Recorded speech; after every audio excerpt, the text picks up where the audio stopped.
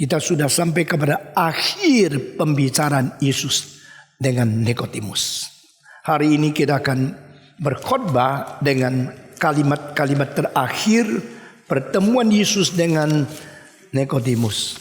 Yohanes pasal 3. Kita sekali lagi dari 13 sampai ke 15. Tidak seorang pun yang telah naik ke surga selain daripada Dia yang telah turun dari surga, yaitu Anak Manusia. Dan sama seperti Musa meninggikan ular di padang gurun, demikian juga Anak Manusia harus ditinggikan, supaya setiap orang yang percaya kepadanya beroleh hidup yang kekal. Kita membaca bersama-sama 3 ayat ini. Tidak ada seorang pun yang telah naik ke surga selain daripada Dia yang telah turun dari surga, yaitu Anak Manusia. Dan sama seperti Musa meninggikan ular di padang gurun, demikian juga Anak Manusia harus ditinggikan, supaya setiap orang yang percaya kepada Dia beroleh hidup yang kekal.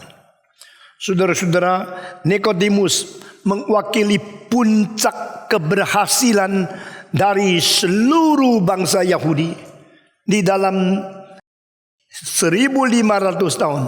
Mereka memperoleh, mereka menyelidiki, mereka belajar, dan mereka memfahami Taurat yang diturunkan oleh Tuhan. Tetapi sama sekali Tuhan tidak puas. Apakah mereka sadar Tuhan tidak puas? Tidak. Karena mereka konsentrasi kepada keberhasilan diri sendiri, tidak konsentrasi kepada apa yang Tuhan inginkan. Nah, kita belajar dari hari ini. Pada saat engkau lagi paling membanggakan diri, tapi engkau tidak sadar engkau sedang dibuang oleh Tuhan, hari depanmu akan menjadi apa? Ini satu ironis yang besar. Pada saat Nikodemus di dunia, itulah saat terakhir orang Yahudi masih diberi kesempatan. Dan kesempatan itu adalah terakhir. Kesempatan itu terbesar. Tapi mendatang sesudah itu habis. Kebudayaan Yahudi dibuang.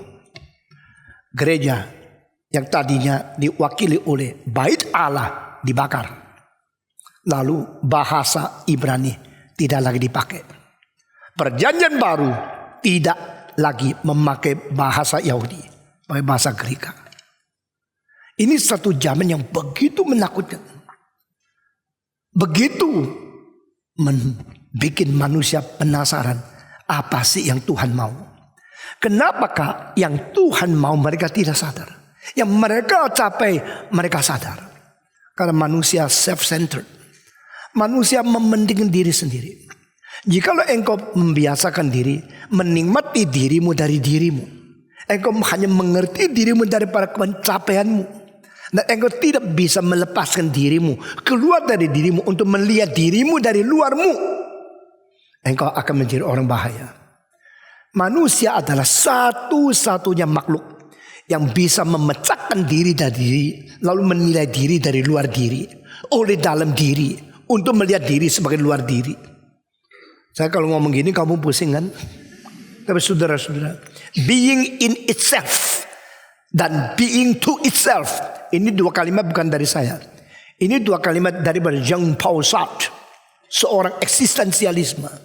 Ada pada diri dan ada terhadap diri. Kalau kita mengerti kalimat ini dengan seperti memecahkan diri kita menjadi subjek menilai objek. Yang menilai adalah diri kita sendiri, yang dinilai juga adalah diri kita sendiri. Maka di dalam perpecahan diri kabar diri, kita melihat diri seperti orang lain melihat kita sendiri. Nah, ini adalah sesuatu pengertian diri yang seharusnya ada pada setiap orang yang disebut manusia. Itu namanya tahu diri. Kita sudah biasa mempunyai orang ini tidak tahu diri. Lalu ditanya apa sih tahu diri? Tahu diri adalah tahu terhadap diri. Yang tahu siapa? Diri. Tahu siapa? Tahu terhadap diri. Jadi diri tahu diri. Nah, ini adalah cara memecahkan diri sebagai subjek menilai objek. Nah, diri menjadi objek, tapi dinilai oleh subjek. Nah, pengertian ini kita mengerti daripada waktu kita melihat cermin. Dengan adanya cermin, kita menjadi seseorang yang melihat seseorang. Yang melihat adalah kita, yang dilihat adalah kita. Waktu saya melihat diri di dalam cermin, saya belajar bagaimana sebagai orang yang objektif terhadap diri sendiri. Orang bagaimana menilai saya. Banyak orang di tahunnya kritik orang lain. 40 tahun yang lalu di Jakarta ada seorang kaya sekali. Kalau dengar khotbah pendeta ini pendeta itu ngomel. Ini bahasanya jelek. Itu terlalu cepat. Ini pelan. Ini mengantukkan. Ini kurang semangat. Suka ngomel. Suka kritik. Akhirnya diberi kesempatan. Minggu depan lu yang khotbah ya. Dia bilang oke. Lu orang khotbah ndak beres. Dia yang khotbah. Dia siap ayat yang paling terkenal bagi dia. Supaya lebih gampang menguasai khotbah. Sesudah dia siap setengah mati. Dia pakai jas. Lalu dia kira dia bos besar. Sekarang giliran dia khotbah. Begitu naik di mimbar. Dia tidak pernah pikir. Semua mata lihat dia. Semua mata lihat dia. Terus dilihat. Gimana ya? Kuat dilihat itu gimana? Terus dia mulai pikir. Jas saya betul enggak? Muka saya bersinar. Perkataan saya. Akhirnya khotbah yang ngawur enggak karuan. Sesudah itu dia turun. Dia mengatakan. Mulai hari ini sampai mati. Tidak mau khotbah lagi. Satu hal yang menakutkan. Berdiri di situ. Dilihat semua mata lihat saya. Jadi saya jadi apa? Kalau ada satu orang turun lihat kamu mulai pikir mau apa ini ya? Apalagi ribuan mata lihat dia. Mulai hari itu dia dapat khotbah. Dia bilang ternyata berdiri di atas dah gampang. Jadi bagaimana? Mulai hari ini siapa khotbah saya doakan. Tidak mau kritik lagi. Itu urusan dia sama Tuhan. Nah saudara-saudara, menilai diri itu tidak gampang. Nah menilai diri ini satu pesan yang penting daripada Socrates. Notiste auton. Artinya you should know yourself. Mengerti diri. Nah seluruh kebudayaan Yahudi kelemahannya adalah tidak bisa melihat diri dari sudut pandang Tuhan. To see yourself, to estimate yourself, to evaluate yourself through the sight of God. Nah ini paling sulit. Bukan saya pecahkan diri lalu melihat diri. Saya berada di tempat maha tinggi beserta dengan Tuhan. Lalu tanya dia, bagaimana engkau menilai saya? Bagaimana melihat saya? Menurut engkau bagaimana keadaan saya? Tuhan berkata, coba lihat dah beres di sini. Wah, baru dia kaget. Saudara-saudara, kita sering mempunyai blind spot. Blind spot membuat kita tidak melihat secara objektif. Tidak melihat secara netral. Karena kita sudah ditipu oleh keberhasilan diri. Berhasil sedikit, sombongnya banyak. Mengerti sedikit, kritiknya banyak. Kita tidak mau menerima kritik. Kita cuma mau kritik. Orang yang mempunyai blind spot tidak akan kenal diri. Blind. Kalau dah blind, bagaimana? Mestinya terbuka matamu. Maka ada orang yang blind, ada orang yang blink. Blink itu lihat. Seperti engkau yang sudah tawar hati, sudah tidak ada arti hidup. Mau loncat tapi takut ikan hiu. Mau gantung takut lehernya putus. Mau minum obat takut nanti mati susah. Akhirnya engkau sudah tidak ada arti. Jalan pun begini, bungkuk-bungkuk. Tidak ada arti itu. Mendadak engkau, dia seorang wanita cantik sekali. Dan dia sedang senyum sama kamu. Saat itu engkau blink. Itu namanya blink ya. Nah tadinya sudah blind, sekarang blink. Orang kalau selalu blink, dia hidupnya selalu mempunyai arti. Nah saya percaya, saya dari kecil sampai tua terus blink. Saben hari blink karena apa? Terus lihat wajah Tuhan. Nah itu manusia menjadi arti. Kalau dah blink bagaimana? Blank. Kalau sudah blank bagaimana? Blur. Kalau sudah blur bagaimana? Black. Ayo ikut saya ya. Blind, blink, blank, blur, black. Apa lagi? Brown. Terserah engkau sudah. 1, 2, 3. Blind, blink, blank, blur, black. Setiap kali engkau bertemu dengan Tuhan, itu saatnya engkau mendapatkan kesempatan blink. Orang Israel setelah 1500 tahun mendapatkan kesempatan mempelajari firman Tuhan, akhirnya lain. Karena apa? Mereka tidak mempelajari, tidak bersiap hati untuk dikoreksi. Cuma terus memikirkan saya sudah hebat, saya sudah hebat, saya sudah hebat, saya sudah mencapai. Inilah satu-satunya bangsa yang ada firman Tuhan. Inilah satu-satu negara yang ada orang-orang nabi dan orang-orang yang disebut imam. Inilah satu-satunya negara yang ada firman Tuhan. Inilah satu-satunya kota, satunya negara yang ada bait Allah. Coba lihat berapa bangga kami. Kami mempunyai ahli Taurat, kami mempunyai nabi-nabi, kamu mempunyai Taurat, kami mempunyai Musa, kami mempunyai firman, kami mempunyai kitab suci, kami mempunyai bait Allah. Bangsa apa lagi? Bangsa apa lagi? Babylon tidak ada, Assyria tidak ada, Greka tidak ada, Romawi tidak ada. Yang disebut bait Allah. Only here, the Mount of Zion is the only place appointed by God to build the temple, the holy temple of God, God the creator of the universe. Here, mereka terus melihat keunggulan, melihat apa yang dicapai oleh mereka. Maka engkau blind, dan mereka tidak mungkin lagi melihat apakah yang nilai yang ditetapkan oleh Tuhan bagi mereka. Bagi ini mereka sudah menjadi sombong, maka mereka black, mereka blur, mereka blind terhadap Tuhan. Saat itu Yesus turun. Saat itu Yesus turun ke dunia dan mengirim Yohanes. Dan mereka tidak sadar, Yohanes tidak pernah masuk bait Allah. Kenapa? Karena ini bangsa sudah mau dibuang. Tuhan sadar, mereka tidak sadar. Yang paling cilaka adalah apa yang kita tidak sadar. Kita masih mau sombong, masih anggap diri hebat. Padahal Tuhan melihat semua sudah hampir habis. Saudara-saudara, waktu Yesus lahir, politik memperalat agama. Waktu Yesus mati, agama memperalat politik. Herodes tahu dia bukan orang Yahudi. Herodes tahu dia tidak layak menjadi raja orang Yahudi. Tetapi Herodes berusaha untuk mendapatkan hati orang Yahudi. Caranya bangun bait Allah yang besar untuk membius hati mereka. Supaya engkau rasa saya hebat. Dengan uangku aku membuat sesuatu yang begitu besar jasa bagimu. Lalu engkau taat kepada saya. Lalu orang Yahudi lupa Tuhan. Hanya ingat ada bait Allah. Bait Allah begitu megah. Sehingga 25 kilometer di luar Yerusalem, orang yang naik unta di tempat yang lebih tinggi daripada biasa, bisa melihat cara bikin satu atap yang dibungkus dengan emas, berkilau-kilau 25 kilometer sebelum sampai Yerusalem sudah melihat gedung yang megah itu. Orang Israel mengatakan cukup. Engkau Herodes, Israel dan Israel tidak peduli. Engkau raja turunan Daud atau tidak Daud, tidak peduli. Engkau seorang yang orang Edom, tidak peduli.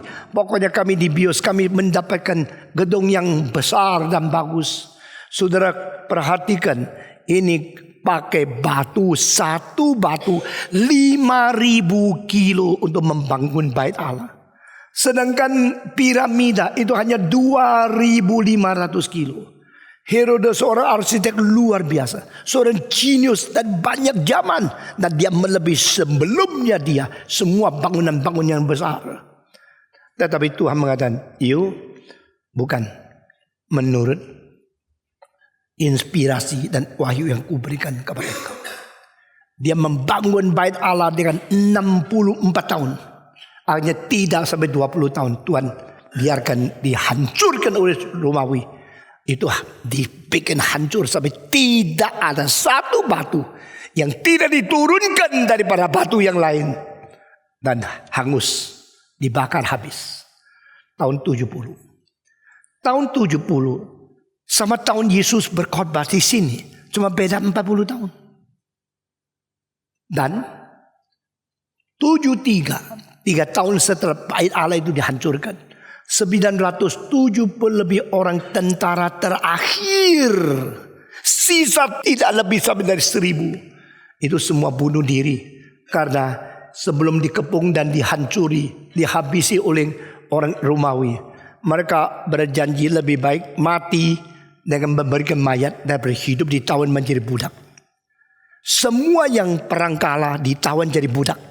Semua yang menjadi budak, laki perempuan dijual di pasar, dilelang, supaya yang gede, yang gagah boleh dapat uang lebih banyak. Lalu mereka menjadi budak sampai mati, tidak ada kebebasan.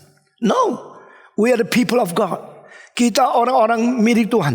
Kita orang Yahudi yang dipilih oleh Tuhan, bangsa dari Tuhan Allah. Bolehkah kita menjadi budak? Tidak bisa. Saudara, bertahun-tahun Romawi itu menemukan, mencari dan berusaha memperbaiki alam mereka, perang untuk boleh naik ke satu dataran tinggi namanya Masada. Di atas Masada mereka bertahan, dan itu tempat yang begitu datar, begitu tinggi. Yang bawah naik ke atas dah gampang, yang atas serang ke bawah gampang. Mereka hanya lempar batu saja bisa matikan semua yang mau naik. Tapi itu alat peperangan yang makin canggih, makin terus dipikirkan oleh Romawi. Bagaimana mengalahkan ini? Di atas masih ada tentara-tentara terakhir dari orang Israel. Kalau ini tidak dihancurkan, mereka akan membuat satu revolusi untuk menghancurkan orang Romawi. Akhirnya mereka menang.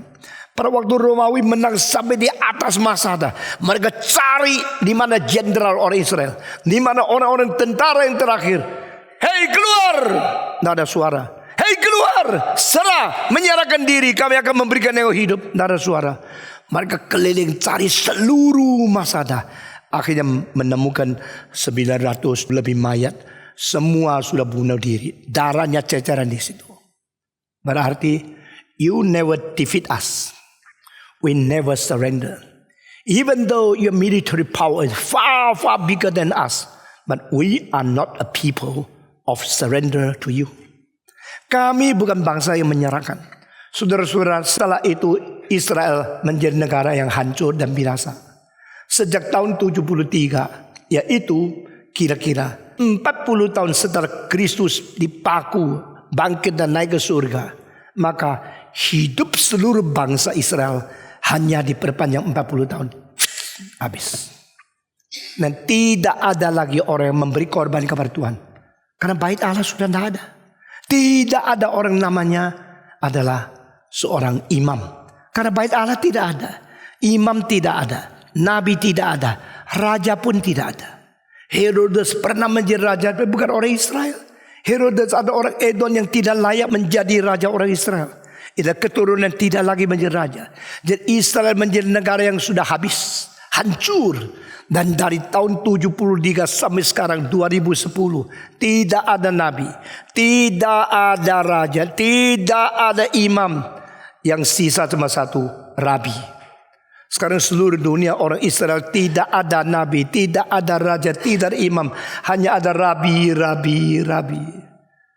Orang Israel masih mendirikan seminari Yahudi, mendirikan sekolah-sekolah Yahudi. Dan sekolah Yahudi pun di terakhir 20 tahun ini merosot. Satu-satu tutup. Bangsa itu mulai dibuang oleh Tuhan. Tapi mereka tidak sadar. Mereka tetap menganggap diri hebat. Memang secara jumlah mungkin bangsa Yahudi menjadi bangsa yang paling banyak orang meraihkan akan Nobel Prize. Bangga. Horowitz orang Yahudi. Rubinstein orang Yahudi. Stravinsky orang Yahudi. Banyak orang paling penting itu adalah orang Yahudi. Karl Marx orang Yahudi. Ini Yahudi punya pengaruh yang baik, yang jahat, besar sekali di seluruh dunia. Engkau tidak bisa menghina dia.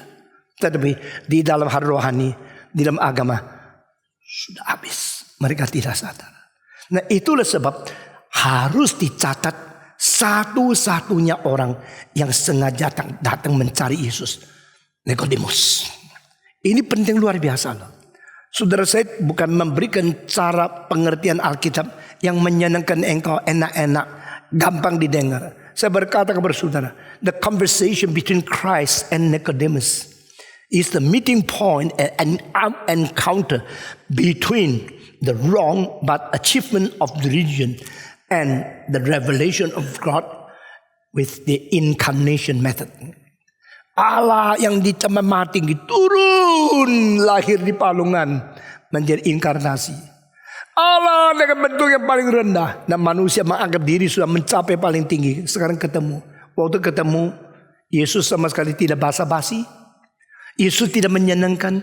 Karena Yesus tidak pernah memilih pelayanan market orientation. A true servant of God must not be an audience pleaser. Seorang hamba Tuhan yang memberitakan firman tidak boleh menjadi penyenang kepada pendengarnya. Dia bukan cari tema khotbah ini loh enak didengar. Ayo hura-hure. Tidak. Dia akan mengatakan kalimat yang sulit didengar. Tapi setiap kali bertanggung jawab kepada Tuhan. Kalimat yang menusuk hati orang. Tapi kalimat yang benar-benar dari Tuhan Allah. Saya percaya Nikodemus dengan sungguh-sungguh hati mau cari kebenaran. Tetapi hanya satu. Di tengah-tengah semua ahli Taurat, semua pemimpin agama, semua guru Israel. Hanya satu yang masih ada hati nurani yang sejati. Sekarang begitu banyak pendeta yang jujur hatinya berapa? Begitu banyak gereja yang pelang gereja, yang berfungsi gereja berapa? Jangan kasih tahu sama saya kalau itu sukses karena anggota ada banyak, persembahan yang banyak. Nonsense. Yang hati untuk Tuhan berapa orang? Banyak orang suka melayani satu gereja, suka ke satu gereja karena di situ dia kepake, dipandang tinggi, dikasih kesempatan jabat tinggi. Itulah create the sense of belonging, but not here. Saudara di gereja kalau engkau bukan sungguh-sungguh mencari kebenaran, sungguh-sungguh melayani Tuhan, silakan pergi. Jesus never become a preacher of the audience pleaser. Never market oriented his ministry. Never profit oriented.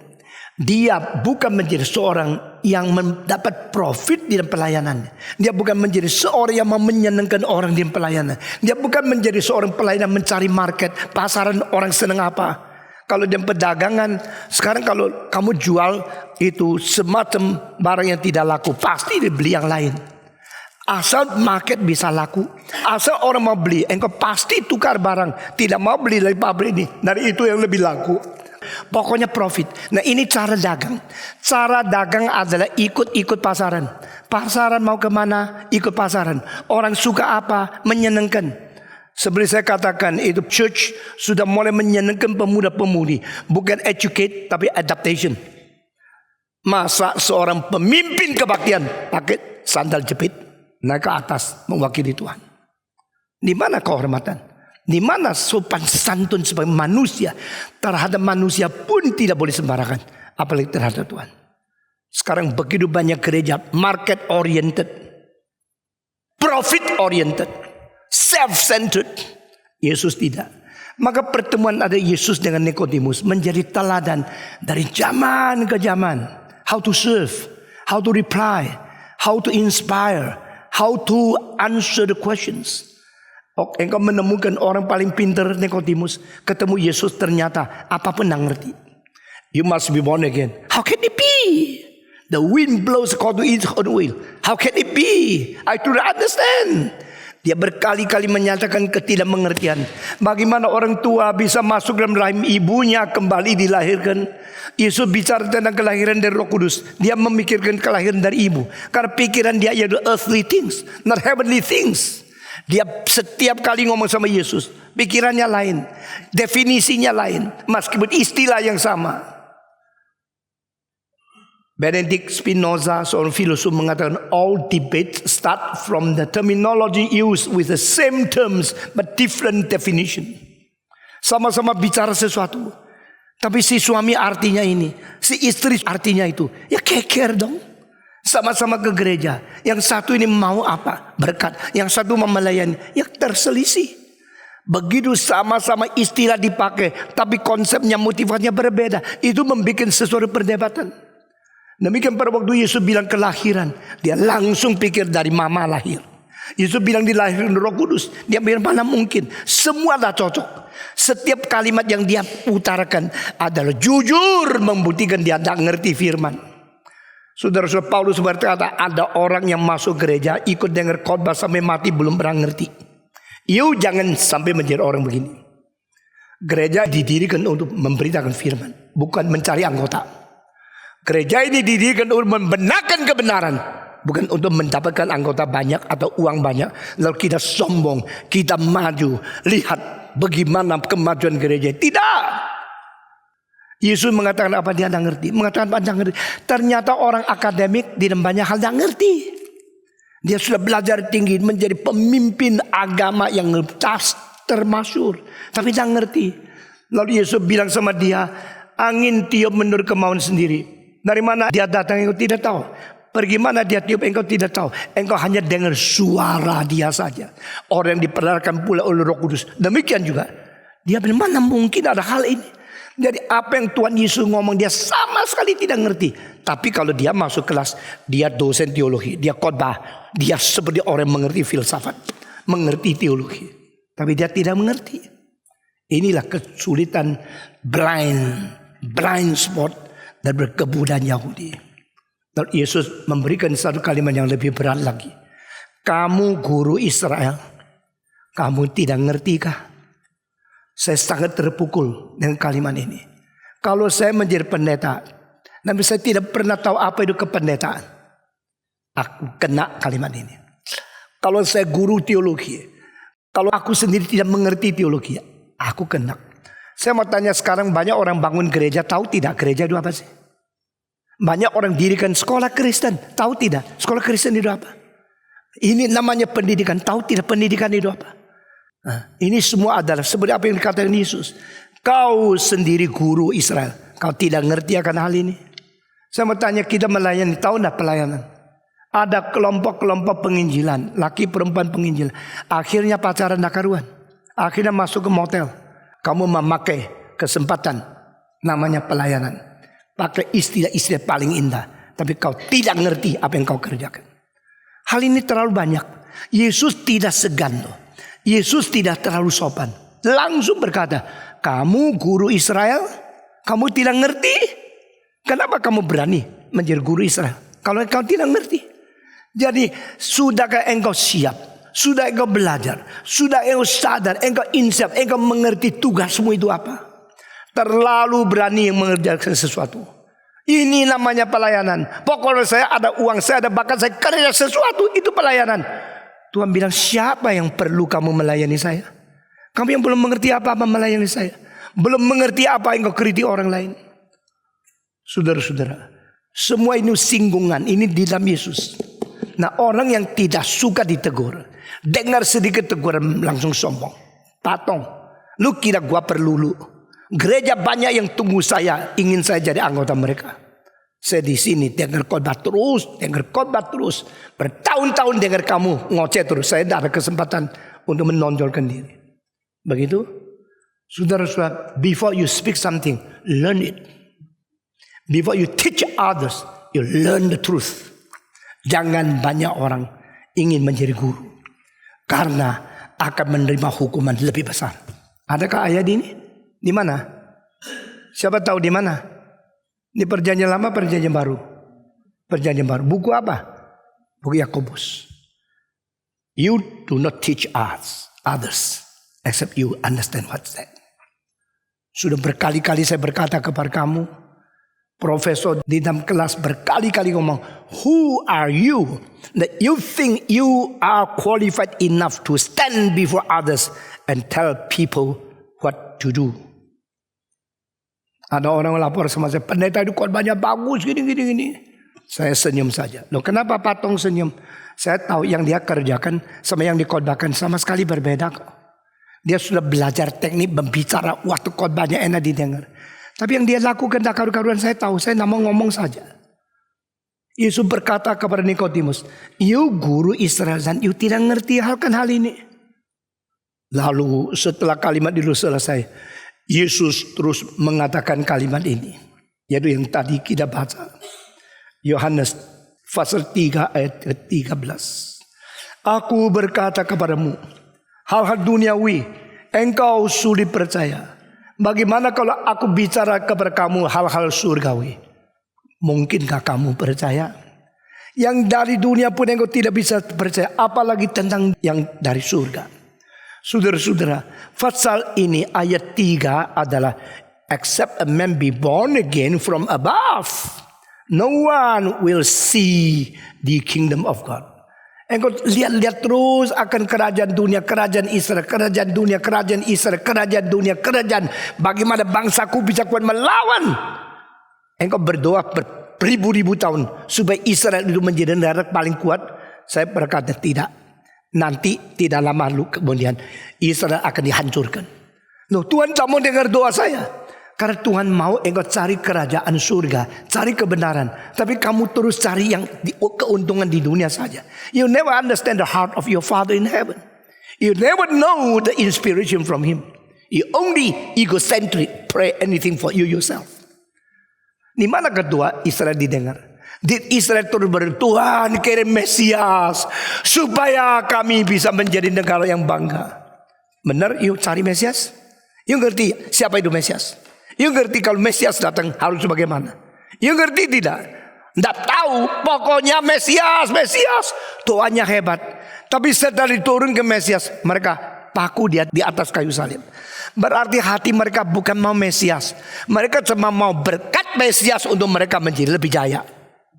Banyak orang Kristen bukan mau Tuhan, hanya mau berkat Tuhan supaya mereka lebih kaya. Kalau demikian tidak usah jadi Kristen lah. Jadi Kristen harus pikul salib, harus menyangkal diri, baru engkau bisa mengikuti Yesus Kristus. Yang mau pikul salib siapa?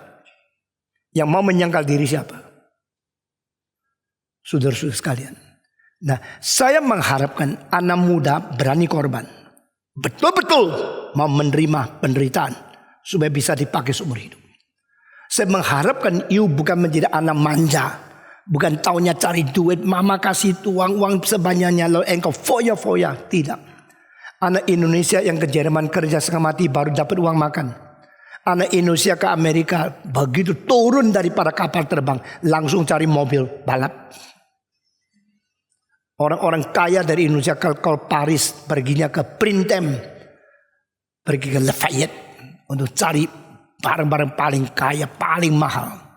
Tapi ada sebagian orang yang dari muda memeras hidupnya, jiwanya, keringatnya untuk Tuhan. Nah, ini orang yang susah besok yang jadi. Saudara-saudara, kamu dididik di sini lebih ketat daripada guru mana di profesormu. Engkau dididik oleh saya lebih keras daripada pamamu. Tapi mau gak engkau menjadi orang berguna? Engkau jangan ikut teologi kemakmuran. Percaya Tuhan nanti jadi kaya, Tuhan akan kasih kelancaran kemakmuran. Setan nyala. Kau mesti belajar prinsip Alkitab. Yesus Kristus berkata kepada Nikodemus, engkau guru Israel, engkau sendiri tidak ngerti. Kalau saya bicara tentang hal duniawi, engkau tidak bisa percaya. Bagaimana engkau bisa percaya kalau bicara akan hal surgawi? Yang saya katakan adalah kerajaan Allah. Yang kau pikirkan kerajaan Israel. Engkau pikirannya itu terlalu duniawi. Tahu tidak? Israel bagaimana hebatnya. 43 tahun lagi hancur. Masada semua bunuh diri. Tentara Israel tidak ada satu lagi. Untuk 2000 tahun. Sampai tahun 1948 bulan Agustus. Baru Israel yang sudah hancur hampir 2000. Diberikan kemungkinan untuk mendirikan negara Israel. Saudara-saudara, dunia ini makin lama makin memberikan gejala akan hancur. Ini gempa bumi terus makin lama makin banyak. Saya juga tidak ngerti ya kalau satu wajan yang daripada tanah dikasih api terus 2000 tahun, 5000 tahun, 10.000 tahun. Wajan itu tidak meletak ya. Seluruh bumi di dalamnya api kan? Sudah pernah masuk dalam belum ya? Seluruh bumi ini dalamnya api. Bisa bakar beribu-ribu tahun. Dan tanah itu pada waktu dibakar kering. Kalau dibakar sampai 3.300 derajat. Tanah itu leleh menjadi cair. Ini bumi sudah makin lama makin tua. Baru beberapa minggu engkau melihat akan angin yang besar di Taiwan. Lalu mati ke berapa banyak. Lalu longsor. Lalu ke Vietnam. Sekarang ada lagi yang di Padang. Ada lagi di tempat yang lain. Di Filipina. Ini mau apa? Gempa bumi terus makin lama makin banyak. Saudara tahu tidak dari abad 15 sampai sekarang. Gempa bumi setiap tahun tambah berapa persen? Sekarang gempa buminya setiap tahun itu lebih dari 50.000 kali di seluruh muka bumi. Dibanding sama zaman Yesus sangat sedikit. Yesus mengatakan sebelum dia datang, akan tambah gempa bumi. Dan terakhir gejala akan dunia mengalami kelaparan. Kelaparan belum terjadi besar.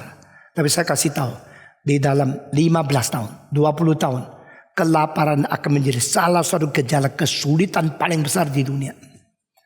Ini Tuhan Yesus makin lama makin dekat. Kita tidak tahu diri, tidak tahu mati. Masih maunya ingin kaya raya sendiri. Orang lain mati biarin. Saudara-saudara. Dan ajaran-ajaran teologi makmur itu ajaran yang melawan kitab suci sedang melanda dunia. Dan banyak orang ingin kaya, ingin makmur. Lalu percaya kepada teologi kemakmuran. Teologi salib disingkirkan. Teologi menderita dilupakan. Silakan menang. Banyak gereja-gereja yang pentingkan akan kekayaan, kemakmuran. Itu sekelompok orang yang egois menjadikan nama Kristen itu gerejanya. Tapi hati mereka bukan menjalankan kehendak Tuhan. Mau memperalat Tuhan untuk menjadi kaya. Sesudah itu biar dunia hancur. Orang reform bukan begini. Orang reform betul-betul bisa kaya. Karena apa? Karena orang reform taunya kerja mati-matian. Hemat mati-matian. Pakai uang hati-hati. Mana mungkin dah kaya? Ini dalil kok. Kerja berat dapat banyak. Sudah dapat banyak pakai sedikit. Ya sisa banyak dong. Sisa banyak tidak sembarangan pakai lagi. Untuk berinvestasi. Pasti kaya dong. Itu kemakmuran sejati adalah dengan etos kerja yang menderita. Tapi dengan doa Tuhan saya mau kaya. Berkati saya kirim Mesias. Bangunkan negara dunia ini. Tuhan bilang I tell you about the earthly thing. You cannot believe. What about if I tell you about the heavenly things? Mereka berdoa Tuhan berkati Israel, berkati Israel. Yang dipentingkan sama dunia ini. Akhirnya Tuhan bilang, nyala kamu. Tahun 73 Israel hancur. Israel dibuang, diserahkan ke Romawi, dibakar habis. Roma lah yang mendirikan Herodes menjadi raja Israel. Roma juga yang membakar bangunan yang besar yang didirikan oleh Herodes. Saya tidak ngerti the way of God thinking so high. My thinking is not your thinking. My way is not your way. Di mana ini? Wah, di mana? Kitab Nabi Yesaya pasal 55 ayat ke-8. Jalanku bukan jalanmu. Pikiranmu bukan pikiranku. Sebagaimana langit lebih tinggi dari bumi, demikian firmanku lebih tinggi dari pikiranmu. Jalanku lebih tinggi daripada jalanmu. Saudara-saudara, kita melihat Israel sedang mau mati tapi tidak sadar. Dan Yesus turun, mereka hina, mereka paku. Engkau tidak cocok dengan pikiran saya, lu yang mati. Mereka membunuh Yesus di atas kayu salib. Mereka melepaskan dia, memberikan dia kepada orang-orang Romawi. Saya tadi mengatakan satu kalimat, waktu Yesus lahir, agama diperalat oleh politik. Waktu Yesus mati, politik diperalat oleh agama. Kenapa? Karena di dalam agama tulis jangan membunuh. Tapi mereka punya hati mau membunuh. Mau membunuh Yesus. Kecantol dengan Taurat yang bilang tidak boleh membunuh. Ya sudah. Kita bikin akal sampai Pilatus yang membunuh dia. Bukan kita yang bunuh. Maka pada waktu Yesus mati adalah agama memperalat politik untuk mematikan Yesus. Lalu mereka cuci tangan. Sebenarnya yang bodoh Pilatus. Karena bodoh Pilatus yang cuci tangan 3 kali. Bukan aku loh yang membunuh. Tapi akhirnya silakan bunuh. Ya goblok kan. Itu orang seperti Pilatus. Seperti Kayafas. Seperti Herodes. Semua pikir diri pintar. Tapi di hadapan Tuhan semua bodohnya luar biasa. Barang siapa yang menganggap diri pintar, di hadapan Tuhan dia bodoh. Barang siapa yang sudah bodoh masih tidak mengetahui diri bodoh, terlalu bodoh. Saudara-saudara, kecelakaan yang paling besar adalah dalam kecelakaan masih tidak sadar. Kebodohan yang paling besar adalah sudah bodoh tidak sadar bodoh. Orang yang paling bahaya adalah di dalam bahaya masih tidak tahu bahaya. Ini bahaya double, kecelakaan double. Ini bodoh double. Dan Tuhan membiarkan mereka. Karena apa? Mereka tidak mau Tuhan. Pada waktu Yesus mengatakan ini kalimat, aku kalau bicara tentang hal duniawi, engkau tidak bisa percaya. Apalagi kalau saya bicara tentang hal surgawi, mana mungkin engkau percaya. Kalimat itu ada singgungan yang paling tinggi terhadap orang-orang yang menganggap mereka sudah guru orang lain. Mereka sudah mengerti agama. Mereka mengajar orang lain.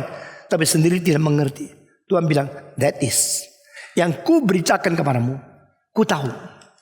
Yang ku saksi kepadamu, kulihat, tapi kau tidak mengerti apa yang kau katakan. Selesai kalimat ini, Yesus mengatakan, tidak ada orang naik surga kecuali Yesus turun dari surga, tetap ada di surga. Itu terjemahan Mandarin. Satu terjemahan yang luar biasa. Besides, except the one who come from heaven and still in heaven, no one ever enter into heaven. Saya berkata, Nikodemus kalau mau kritik, dia langsung pergi. Ternyata lu tidak ngerti Alkitab. Apa itu? Tidak ada orang naik surga. Bukankah Alkitab mengatakan Enoch naik surga? Bukankah Alkitab mengatakan Elias naik surga? Dua orang yang tidak mengalami kematian langsung pada waktu hidup naik ke surga. Engkau Yesus tidak pernah tahu? Ternyata lu tidak baca Alkitab. Lu tidak ngerti kitab suci. Saudara-saudara, kamu kira kamu baca Alkitab, kamu sudah ngerti. Kamu kira kamu jadi guru sekolah minggu bisa mengajar orang lain, kamu sudah ngerti. Kamu kira kamu menjadi pendeta, lulus sekolah teologi, engkau sudah ngerti. Nikodemus sama sekali dia ngerti. Yesus bilang kecuali anak manusia, yaitu dia sendiri yang turun dari surga. Tidak pernah ada orang naik ke surga. Ini artinya apa? Yaitu surga yang mana? Kalau umpama andai kata Elias ada di surga, surga tempat mana? Kalau umpama andai kata Enoch sudah masuk surga mana? Sekamar dengan Tuhan? Atau di kamar tamunya Tuhan? Atau sudah boleh tidur di dalam pelukan Tuhan? Surga yang mana? Tidak ada orang lain surga. Kalau begini Elias kemana ya? Kecantol tengah-tengah surga. Kalau tidak ada orang lain surga, lalu Enoch kemana ya? Di situ digantung-gantung, tidak boleh masuk. Terus tunggu di pintu luar sampai hari kiamat. Apa sih artinya? Lalu saya berkata kepadamu 3 lapisan. Lapisan pertama, lapisan ciptaan. Lapisan kedua, lapisan rohani. Lapisan ketiga, in the highest. Istilah in the highest berarti tidak orang capek. Itulah tempat Yesus datang. Sebenarnya pada waktu Yesus membuka kalimat ini, membuktikan apa yang dikatakan, I'm telling you about the things in heaven. I tell you about the earthly thing you don't understand. You do not believe. And what about the earthly thing you do not understand? Can you believe when I talk to you about the heavenly things? Nah, heavenly itu bukan sky. Sky is not heaven. Heaven is not sky. Semua. Sky is not heaven. Heaven is not sky. Nah, Alkitab mengatakan heavens. Heran ya. 3000 tahun yang lalu Daud mengatakan the heavens are telling the glory of God.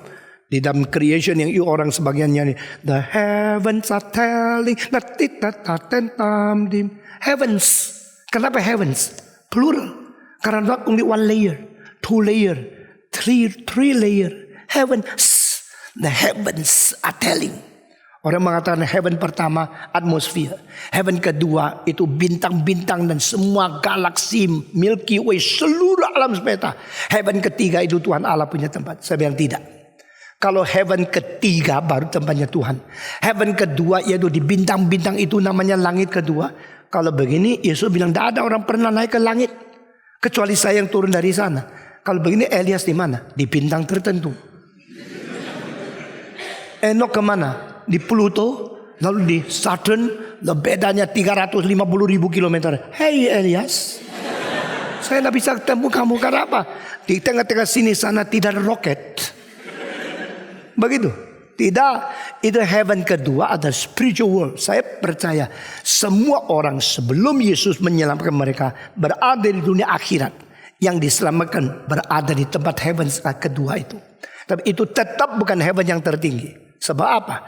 Sebab in the highest there's only God. God in the highest. Dan kalimat ini muncul 2 kali di perjanjian baru.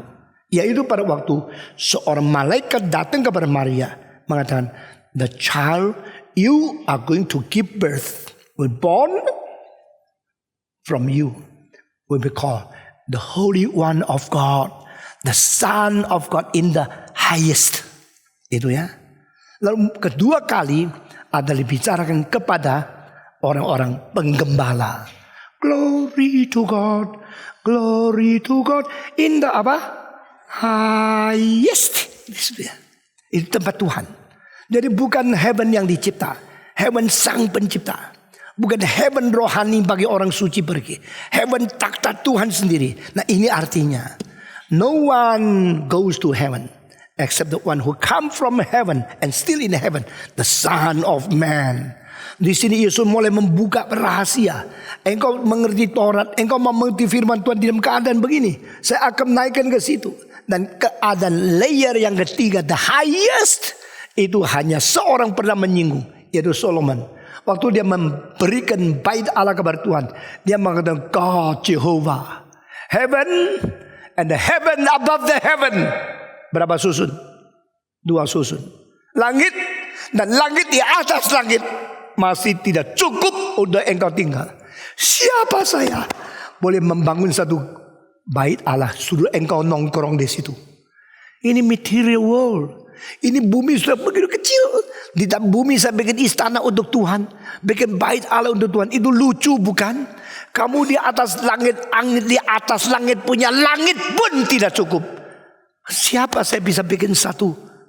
Kadang-kadang kita kalau bikin gereja tulis rumah Tuhan, saya terus garuk kepala. Ya Tuhan nongkrong di Kemayoran gitu. Tuhan alammu apa? Alamatmu? Oh, Jalan Tamrin nomor 35. Itu rumahku. Lalu sudah gereja didirikan di situ.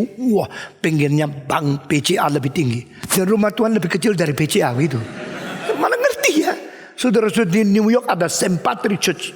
Gereja kelima yang terindah terbesar antara Katolik. Dan kalau secara besarnya seluruh kubiknya nomor 13 di dunia.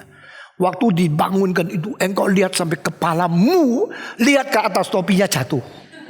Karena tingginya, indahnya luar biasa. Tapi 20 tahun kemudian di pinggirnya bangunan 70 susun, sini berapa 40 susun. Lalu kedua spire daripada St. Patrick menjadi kecil. Seperti 2 lelen di tengah-tengah 2 raksasa. Itu rumah Tuhan. Maka 3000 tahun yang lalu Solomon paling mengerti. Langit dan langit di atas langit tidak cukup untuk engkau. Itu baru mengerti Tuhan. You are unlimited. You are infinite God. God of infinity. God of immortality. God of eternity. Unbounded, unlimited God. How can I build a small building even though it's bigger than my house and call it the house of God? Sulit. Langit dan langit di atas langit masih tidak cukup. Maka 2 lapisan ini tetap dunia yang di bawah. Kamu berada in the highest, yang paling tinggi. Pada waktu Yesus bicara gini kepada Nikodemus, dia melongo, sudah melongo selesai. Yesus selesaikan khotbahnya kepada 1 orang. Khotbah yang begitu penting hanya untuk 1 orang. Mbok tunggu sampai di football stadium baru keluarkan khotbah yang besar. Masa khotbah yang penting untuk 1 orang. Orang ini tidak ngerti-ngerti lagi. Buat apa membuang khotbahnya kepada dia? Yesus mengatakan kalimat terakhir. Sebagaimana Musa mengangkat tinggi ular itu di padang belantara, anak manusia juga harus diangkat tinggi. Supaya barang siapa yang percaya kepada dia mendapatkan hidup yang kekal. Full stop. Finish. No more talking. No more conversation. And then malam itu Nikodemus pamit atau tidak ditulis. Waktu datang tulis, pikirnya tulis. Malam itu Nikodemus kneel down. Oh, I believe in you. I now make decision to believe in Jesus Christ. Adakah? Tidak tulis. Jadi sebenarnya Nikodemus hari itu sampai malam bicara sama Yesus dapat apa sih? Nggak tahu. Tapi saya kasih tahu berapa rahasia. Pertama, Yesus di sini switch mana? Dari hal surgawi kepada orang keselamatan tapi hidup kekal. Itulah tujuan terakhir. Perjanjian lama tidak pernah membicarakan tentang hidup yang kekal. Perjanjian lama tidak pernah membicarakan akan mendapatkan hidup dari Roh Kudus yang memperanakan seperti jelasnya seperti ini. Palamanya cuma 1 janji. I will remove your stony heart and replace it with the fresh heart.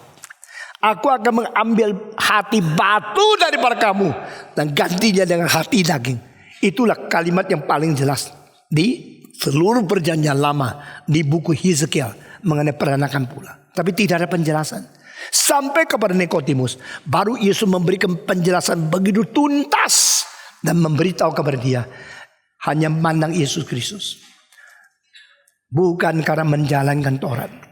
Nah, kesimpulan daripada bicara dengan Nikodemus adalah merubah konsep orang Yahudi.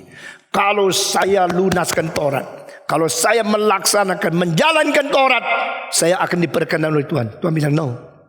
Orang yang digigit ular masih ada kesempatan jalankan Taurat enggak? Jawab. Masih ada kesempatan melakukan Taurat? Sudah tidak ada, sudah mau mati. You tahu satu kali gigi daripada ular yang berbisa, cek, langsung cairan racunnya masuk ke dalam lubang di mana gigi itu sudah menusuk. Langsung racun ini masuk ke dalam darahmu. Dan di mana racun itu sampai, di situ seluruh organisasi dari tubuh kita menjadi mengkeret, lalu beku, lalu darah tidak jalan lagi. Maka orang yang digigit oleh ular berbisa di dalam beberapa jam mati, kejang. Dan itu daging kalau dioperasi lihat semua menjadi gumpalan-gumpalan yang tidak ada lagi organiknya. Itu namanya racun. Orang digigit ular lalu dia mengatakan saya akan mati. Dia ada kesempatan jalankan Taurat lagi? Tidak ada. Dia pernah menjalankan Taurat tidak? Pernah. Sudah menjalankan Taurat sekarang kena gigit ular mati tidak? Mati. Sudah mati? Tidak ada hidup. Nah dia harus mati. Yesus bilang inilah, you kira you sudah jalankan Taurat, you kena bisa dari ular yang beracun itu, you akan mati. Jadi no one can obtain the eternal life by doing the law, obeying the commandments. But you should look upon Jesus Christ, and you will be given the eternal life. Di sini Yesus switch pengertian perjanjian lama ke perjanjian baru kepada Nikodemus. Dan kalau Nikodemus mengerti ini, dan sebenarnya sulit mengerti karena pikirannya sudah dikotak-kotakan oleh Taurat. Lalu melihat Yesus kok bisa melakukan mujizat, penasaran bahwa dia datang untuk curious, mau tahu apa. Tapi waktu dibombar oleh Yesus Kristus, semua kalimat yang Yesus dia tidak ngerti. Kasihan loh orang tua ini, sudah tua dibom lagi. Bom pengertian yang sulit-sulit. Dia pulang bingung, pusing, 70 kali pusing. Lalu terus mikir. Dia tidak sempat ambil keputusan. Dia tidak tahu mesti bagaimana. Setelah bertemu dengan Yesus, lebih pusing. Nah inilah orang Kristen yang sejati. Kalau orang dari bedak Kristen menjadi Kristen, senang sekali, itulah beres. Seorang teolog daripada Finlandia, namanya Kontonen, dengar ya. Dr. Kontonen di dalam buku yang mengatakan the first time you meet Jesus must be a very bitter experience. Pertama kali ketemu dengan Yesus dalam jiwamu itu pengalaman yang pahit sekali. Engkau baru datang tersenang-senang mendapat Yesus, percaya Tuhan Yesus, tapi Injil penuh sukacita, senang, kaya, dapat lotre. Itu bukan iman yang sejati. The first experience, encounter with Jesus, cause you to be in a very bitter experience. Banyak orang masuk gereja reform ini tak enak. Dengar khotbahnya menusuk, khotbahnya sulit, konsepnya beda. Tapi kalau engkau sudah betul-betul serendah hati, sabar dan menanti memperoleh, seumur hidup engkau dirubah. Lalu engkau ingat, dulu susah ya baru masuk gereja reform. Karena apa? Memang betul. The first experience to encounter with Jesus Christ is a very beautiful. Sangat pahit adanya. Nikodemus ketemu Yesus. Waktu pulang, tidak bawa hadiah. Tidak ada sentosa sejahtera. Pulang dengan bingung. Ini pasal 3. Pasal 4, perempuan Samaria. Satu kali dengar khotbah Yesus, langsung bertobat, teriak, halo, aku sudah ketemu Tuhan Yesus. Lalu dia pulang ke kampungnya, seluruh kampung keluar. Yang mana lebih berhasil? Penginjilan pasal 3 atau pasal 4? Jawab. Pasal 3 bicara sama Nikodemus lebih berhasil, atau pasal 4 bicara sama perempuan Samaria lebih berhasil? Jawab. Yang mana? Yang 4 ya, lebih berhasil ya, kelihatan. Nah ini dua macam penginjilan, dua macam gereja. Ada semacam gereja tidak mau pasal 3, maunya pasal 4. Bikin kebangunan rohani, langsung orang bertobat, lihat kuasa Tuhan, banyak orang kembali kepada Tuhan. Hore, sukses. Itu saya kasih tahu, Yesus dua-dua lakukan. Sekarang gereja yang sungguh-sungguh mengabai Injil dengan sulit untuk menembusi semua pikiran-pikiran yang lawan kehendak Tuhan, itu mengalami bitterness. Itu tidak ada orang mau lakukan. Itulah sekarang banyak gereja maunya jalan dangkal, cepat kelihatan, langsung tanam padi, besok jadi cemara. Puji Tuhan, padi jadi cemara. PA cem, DI marah. Padi jadi cemara. Hebat. Tuhan Yesus no. Nicodemus is Nicodemus. And the Samaritan woman is Samaritan woman. That is a grassroots, low class people without thinking. Easy to be changed. But this professor, this very complicated educator, very difficult to be changed. Now which one is the right? Both. Saudara-saudara, kita secara kaum intelektual kita kerjakan pasal 3. Secara KKR regional kita kerjakan pasal 4. Waktu kita mengadakan ratusan ribu orang mendengar firman Tuhan, itu adalah pasal 4. Waktu saya harus ke Boston berkhotbah kepada orang-orang yang di Harvard University yang sulit pikiran, itu pasal 3. We do both because it's biblical. Sudah mari kita mengerti Alkitab, jangan comot-comot apa yang lebih enak, apa yang lebih sukses, apa yang kelihatan lebih untung. Kalau harus rugi, harus tanam uang banyak, mau dah kerjakan. Kelihatan tidak ada hasil, mau kerjakan tidak. Harus. Nanti dengan demikian kita namanya hamba Tuhan, menjalankan kehendak Tuhan. Setelah ayat ini selesai, saya belum jelaskan terlalu tuntas tentang ular. Karena ular itu lambangnya setan. Tapi satu-satunya kali ular menjadi lambangnya Yesus. Waktu orang digigit ular, melihat ular tembaga, lalu mereka disembuhkan. Kenapa pakai ular? Yesus kan anak Tuhan. Apa hubungan dengan setan? Kalau ular itu setan, sekarang ular itu Yesus Kristus. Kenapa Yesus pakai ular? Kita memberikan penjelasan lebih. Mari kita berdoa. Bapa di dalam surga, berkati kami. Beri kekuatan, pengertian, kesadaran kepada kami. Untuk makin lama, makin belajar, makin sinkron, makin meraba dan mengerti isi hati Tuhan. Yang begitu berbeda dengan konsep kami sebelumnya. Yang begitu banyak mengkoreksi dan membuat kami rasa malu karena kami tidak mengerti. Beri kepada kami hati yang sungguh-sungguh jujur, rendah, dan sungguh-sungguh mau belajar. Sehingga setiap firman Tuhan yang sulit diterima, yang mengakibatkan kepahitan pengalaman kami bertemu dengan Tuhan, akan membawa kami kembali kepada firman yang lebih memimpin kami ke dalam kesuburan, kesehatan, pertumbuhan rohani. Dengar doa kami. Dalam nama Yesus Kristus, penebus dan juru selamat kami yang hidup. Amin.